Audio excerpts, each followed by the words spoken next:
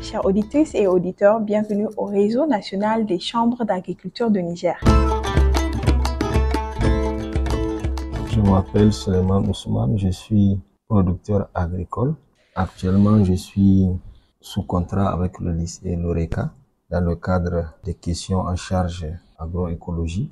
En matière de valorisation des sources protéiques alternatives et écologiques, que fait l'Oreca? Beaucoup de gens classent cette question par rapport au moringa, au haricot. Nous sommes allés beaucoup plus loin pour nous intéresser à tous ces légumes feuilles qui sont oubliés et qui contiennent quand même pas mal de protéines. Et on s'est amusé à les classer, à voir les taux de protéines, les données scientifiques. Je vous assure qu'il y en a quand même des sources protéiques au Niger. Quelles sont quelques-unes des feuilles légumes que vous pouvez nous citer en nom vernaculaire et en nom scientifique? En nom scientifique, le Cassia tora, en Hausa Tafasa, en Zarma Oula. Elle contient à peu près 14% de protéines par 100 grammes de matière sèche. La corette qui en contient aussi pas mal, 17,62%. Corette en Hausa Malohia et en Zarma Foku, le leptandénia en Hausa, Hanam en Zarma, qui contient aussi un petit taux de protéines mais qui est disponible toute l'année. Et ça offre des options autres que le moringa et le moringa. Oui, effectivement, le moringa, il occupe beaucoup de place. Il faut savoir qu'au Niger, on a deux périodes, l'avant et l'après moringa. Le moringa est rentré par Maradi au niveau des bassins. Vraiment, c'était les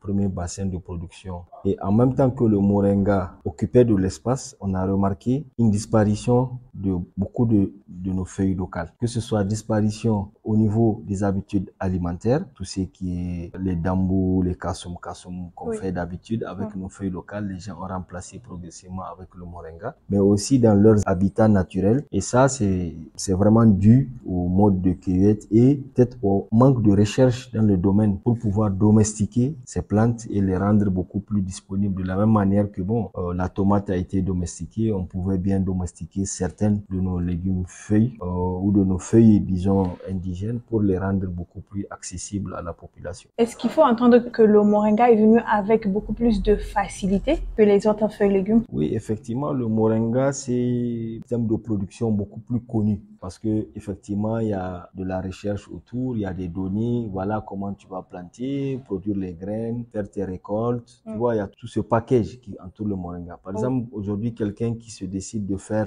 la production de la corette et peut-être le pourpier qui, quand même, il y a quelques pistes où les gens produisent ici localement. Les autres, il n'y a pas tellement d'informations. On ne sait pas comment elles se multiplient par les graines, comment ça se passe. Donc, c'est vraiment des problèmes et les gens ne vont pas forcément s'intéresser à ça. Mais de l'autre côté, que le moringa, c'est quand même l'une des feuilles qui est très arrosée. Moi, je dirais arrosée par des pesticides. Que moi, j'ai rencontré personnellement des producteurs qui sont dans la commune 5 de Niamey, qui m'ont affirmé qu'ils traitent avec des insecticides aujourd'hui et qui récoltent le lendemain pour amener au marché. C'est très dangereux, ça. Il faut combien de temps à peu près pour que le... Minimum 7 jours. Minimum. Ça, c'est un délai minimum. Il y a des produits où on est à 14 jours avant récolte. Naïvement, j'aurais pensé que le moringa peut facilement se cultiver sans pesticides. Est-ce qu'on a vraiment besoin d'utiliser du pesticide pour du moringa? Pour certaines périodes, il est pratiquement pas possible de produire du moringa sans le traiter. Maintenant, le traiter, cela veut dire soit on utilise un insecticide. D'abord, le premier palier, c'est d'utiliser un insecticide biologique, donc qui n'a pas forcément des effets néfastes pour l'homme ou pour l'environnement. Qu'est-ce que ça peut être? C'est vraiment des cocktails que les gens font avec de l'huile de Nîmes, avec d'autres types d'insecticides peut-être plus perfectionnés qui sont les bacilles de Turin, où là, quand même, on arrive à produire convenablement du moringa. Mais là, il y a le coût du traitement. Mais là, les producteurs, effectivement, s'orientent vers l'utilisation d'insecticides non homologués, qui sont souvent interdits. C'est sur le marché? C'est sur le marché, c'est accessible. Tu as ton petit bidon, tu pars, on te met quelques centilitres de mélange d'un cocktail, nous on l'appelle, cocktail, et puis tu viens, tu mets dans ton, pas forcément dans ton pulvérisateur, tu mets juste dans un seau ou juste un arrosoir, tu essaies d'asperger avec soit des feuilles.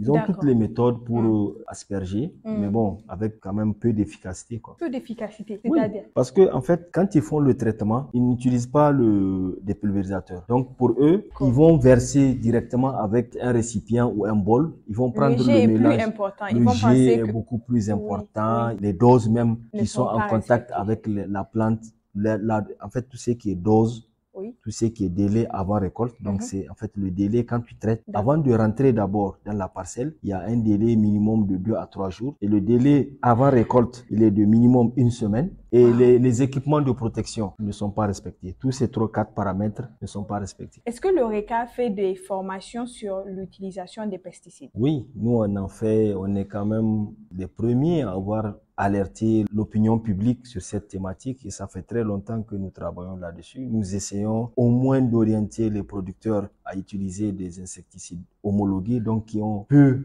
d'effets de rémanence, et d'utiliser au moins des équipements basiques de protection, que ce soit des sachets plastique pour fermer les mains, juste un mouchoir ou une bavette pour se fermer le nez, la bouche, et de porter des habits longs. C'est des recommandations que nous faisons et on leur explique quand même cette question de délai avant récolte parce que voilà, c'est des produits qui sont très nocifs. Nous avons une panoplie d'outils, on a une application Reka Phyto où là, tu peux rentrer directement pour voir est-ce qu'un pesticide est homologué ou pas.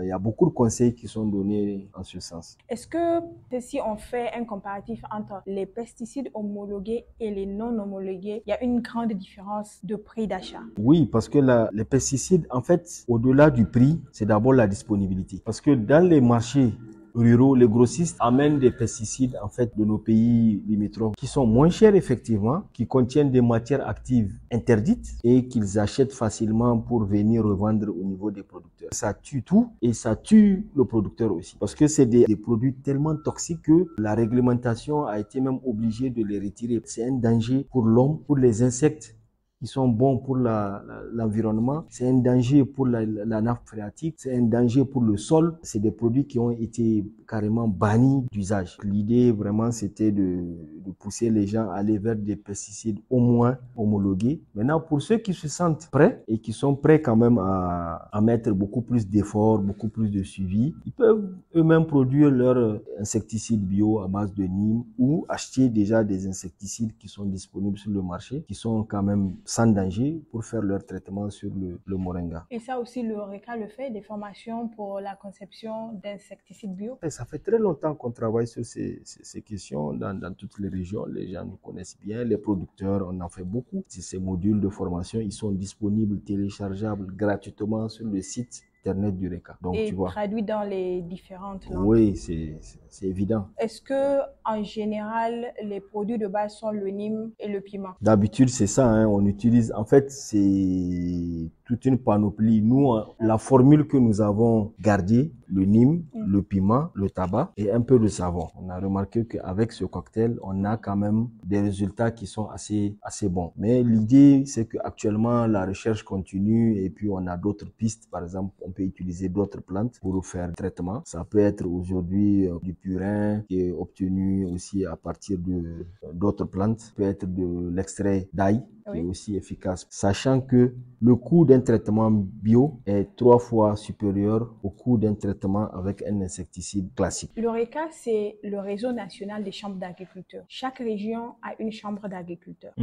Est-ce que, en passant par ces chambres d'agriculture, y aurait-il moyen de sensibiliser beaucoup plus les agriculteurs sur les dangers de ces pesticides-là? Effectivement, nous, c'est par ça. C'est nos canaux de diffusion, de sensibilisation. Mais les producteurs sont assez au courant pour ceux qui sont dynamiques, qui participent à ces activités. Mais vous serez étonné de voir, n'allons pas dans les régions, à Niamey. Autour de Niamey, juste à quelques kilomètres, il y a des producteurs qui ne savent pas qu'il y a un délai récolte avant de consommer un produit, après un traitement. C'est pas seulement le rôle du RECA, c'est le rôle aussi des organisations paysannes. C'est le rôle aussi des conseillers techniques de l'État. C'est le rôle en fait, c'est un rôle de tout citoyen informé. Aujourd'hui, il y a des grosses organisations paysannes qui devraient s'investir beaucoup plus pour que les producteurs qui sont autour d'eux arrêtent ce type de pratiques. Parce que d'ici quelques années, on risquerait de se retrouver avec un problème de santé publique. Il y a d'autres produits, hein. Le chou est aussi pas mal arrosé. La laitue, imaginez, les gens traitent la laitue, on se dit qu'en utilisant un peu de javel, ça va sortir. Bon, l'idée c'est qu'on aille beaucoup plus en profondeur pour sensibiliser les gens. Et je pense que tout consommateur aussi peut impacter. Parce qu'aujourd'hui, quand les consommateurs interpellent les grossistes chez qui ils achètent, mais ils n'auront pas le choix que eux aussi de mettre la pression aux producteurs pour qu'ils puissent changer leur méthode de fonctionnement. Souvent, moi qui connais par exemple l'odeur des pesticides. J'ai l'habitude d'aller dans des marchés ici à Niamey où dès que j'arrive, je sais que ces produits sont traités, quoi. Donc l'idée, c'est que les consommateurs, que ça soit un réflexe pour eux. C'est pas juste le produit qui est beau, mais c'est le produit qui est bon. Un produit peut être bon, beau et bio. Ça, c'est pour des gens, par exemple, qui ont pris un cheminement bien déterminé. Tu vois, mais pour la majorité des autres producteurs, le produit bon là, qui est très beau, je reste sceptique. Très souvent, on arrose chaque semaine pour éviter même qu'il y ait des attaques. C'est pas en cas d'attaque qu'on traite, mais on traite en préventif, alors que les insecticides sont curatifs. Le point de départ de l'agriculture, c'est la terre. Aujourd'hui, le problème fondamental que nous avons, c'est que nos terres sont dégradées. Nos terres font partie des terres les plus pauvres au monde. Donc, les enjeux pour qu'on ait une production agricole beaucoup plus exponentielle sont d'autant plus compliqués. Donc, il faut qu'on ruse, il faut qu'on soit assez stratégique pour produire plus, mais mieux, sans dégrader aussi l'environnement. En prenant compte aussi des facteurs limitants. Un producteur qui peut-être n'arrive à produire que le juste, la quantité exacte qui va lui suffire pour nourrir sa famille pendant 6 ou 7 mois, ça devient compliqué. En fait, déjà, il devient vulnérable. On doit arriver à un système qui prenne en compte les besoins réels des producteurs. Et aujourd'hui, c'est pas juste en venant les assister au moment où ils sont vulnérables que nous allons solutionner la question. C'est bien avant. C'est au moment où déjà ils ont les moyens. Mais attendre qu'un producteur soit vulnérable, venir l'aider, tout le monde l'a fait, ça n'a pas marché. Il y a des mouvements de producteurs qui, eux, se sont engagés à dire, bon voilà, moi j'utilise 0 engrais, j'utilise 0 pesticides de synthèse.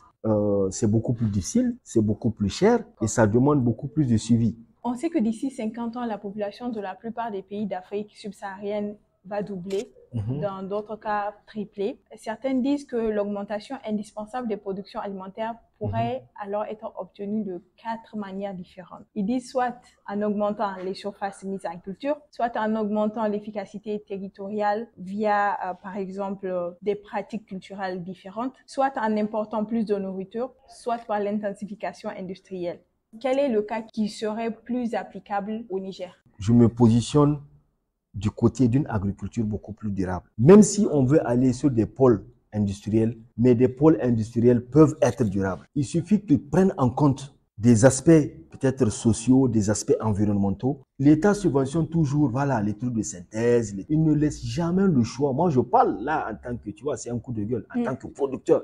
Ils ne nous laissent jamais le choix de faire ce qu'on veut. Et pour eux, voilà, c'est ça le cheminement. Et ils nous imposent parce qu'ils vont nous inonder avec leurs engrais subventionnés, leurs pesticides subventionnés, les politiques agricoles en faveur d'une agriculture intensive. Si on laisse les producteurs faire ce choix, je suis sûr qu'ils vont beaucoup plus s'orienter vers une agriculture durable. Parce qu'ils savent que les terres qu'ils ont là, c'est des terres qu'ils ont reçues en héritage de leurs grands-parents. Un des pires côtés sur le terrain, c'est de voir aussi ce lien culturel qu'on a perdu, ce lien naturel, tout simplement parce qu'on s'est laissé embobiner par ce cercle de dons et d'aides et de subventions et on oublie qu'il y a des pratiques culturelles traditionnelles qui peuvent nous aider dans l'adaptation au changement climatique. Je sais que tu es aussi passionné par ces questions, mais pour rester dans ce que fait l'Eureka dans toi, ton travail, moi je t'avais rencontré un peu avant le festival Mille et une Bouffe, à cette 5e édition où on avait parlé, à chaque édition en fait on prend un thème nouveau. Cette année c'était la valorisation des sources protéiques alternatives et écologiques. D'ailleurs j'en profite pour te féliciter parce que c'était un très beau panel. À part ça, il y a d'autres travaux que tu fais. Dernièrement, tu étais à la journée d'études de l'IRAM. C'était sous le thème « Comment accompagner les transitions écologiques dans le Sud ». J'ai vu qu'il s'agissait de promouvoir des approches systémiques basées sur le potentiel des mécanismes biologiques en renforçant les leviers de leur diffusion à l'échelle des organisations de producteurs et des terroirs. Est-ce qu'au Niger, la transition agroécologique est en train de prendre une bonne vitesse? Et est-ce que les femmes sont investies dans cette transition agroécologique? Au Niger, ça paraît nouveau,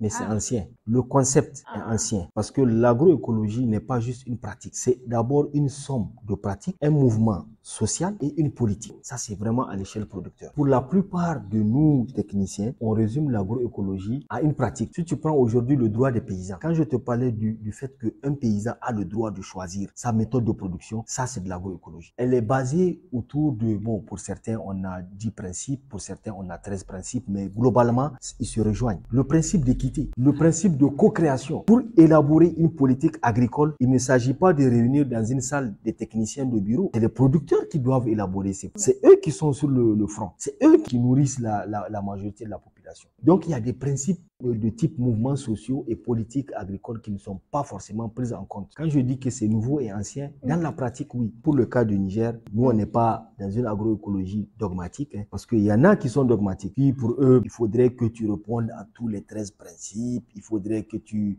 utilises zéro engrais, zéro pesticide, tu vois. Nous, on a pris l'agroécologie par filière. Voilà, les filières maraîchères périurbaines, les bassins de production, l'élevage, filières de production risicole, les aménagements hydro-agricoles. Chacun de ces systèmes de production a été soumis aux 13 principes et son niveau de sensibilité a été détecté. Par rapport à son niveau de sensibilité, on a identifié les enjeux primordiaux sur lesquels on devrait appuyer pour rendre ces systèmes beaucoup plus agroécologiques. Si tu prends exemple la filière riz, eux ils ont dit qu'ils ne sont pas sensibles à l'agroécologie parce qu'ils utilisent beaucoup d'engrais, d'herbicides. Pour eux, on a identifié que les leviers sur lesquels on doit appuyer, la réduction de l'utilisation des herbicides, de l'engrais, la fertilité du sol. Mais il y a des principes sur lesquels ils sont quand même pas mal. Des principes, parce qu'ils sont organisés en coopérative qui fonctionnent très bien, où tu as une bonne gouvernance, les principes d'équité. Donc, c'est pour te dire que chaque système a ses particularités. Et l'exemple aussi que tu as pris, qui m'a beaucoup passionné, c'est vraiment la place de la femme. On est arrivé à dire qu'il existe un type de maraîchage au féminin qui n'est pas pris en compte par nos curricula de formation. À la base, on se disait que la femme, c'est juste le pourcentage dans la liste de formation. C'est toujours ça, hein. Dès qu'on dit, il y a quand même de femmes là. On fait comme ça dans la salle, bon, il y en a 10, non, il faut en chercher,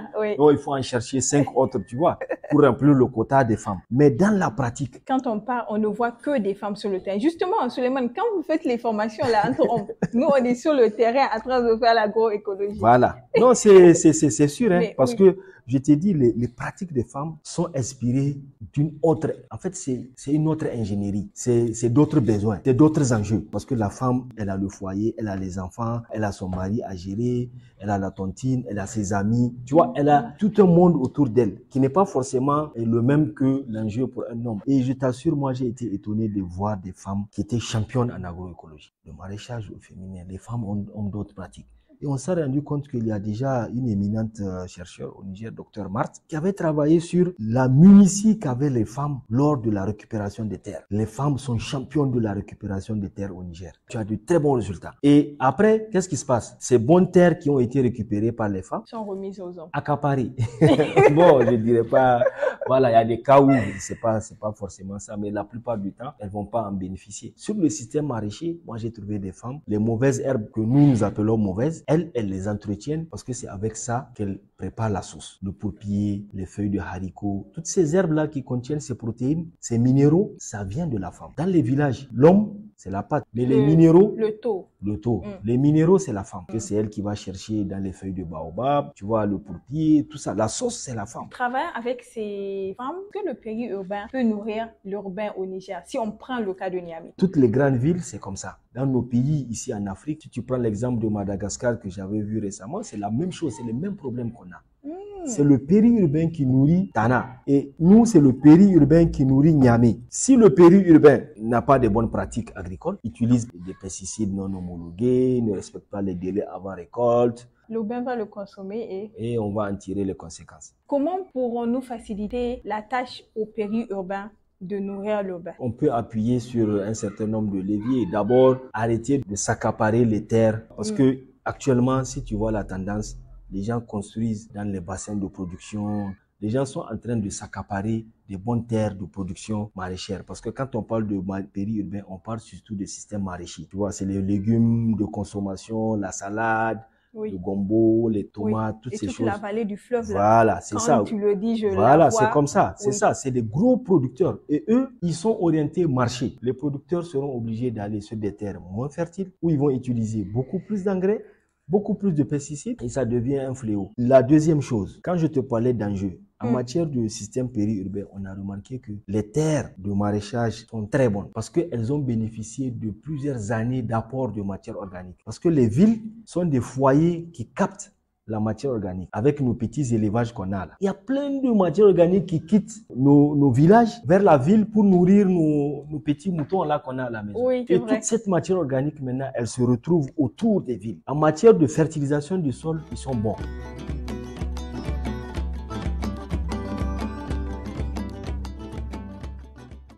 On va passer à la dernière partie où on a quelques adages. Je vous laisse prendre un peu de café et puis je vous donne le tout premier.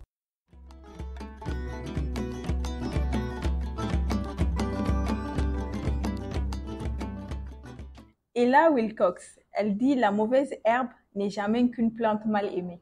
Et ça, c'est l'exemple que je t'ai donné avec les femmes. On a remarqué 7 plantes utiles sur une planche de production d'oignons et qui sont consommées. Cassia tora, pourpier, peu de maïs, feuilles de haricots, corettes. C'est sur la même planche. Tu as l'impression que c'est une planche, elle est mal entretenue, mais c'est tes yeux qui ne voient pas le miracle qui se passe.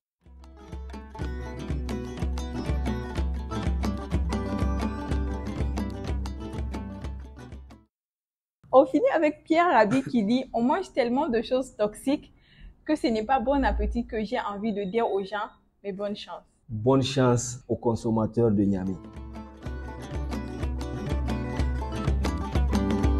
Merci, au revoir. Merci à toi aussi.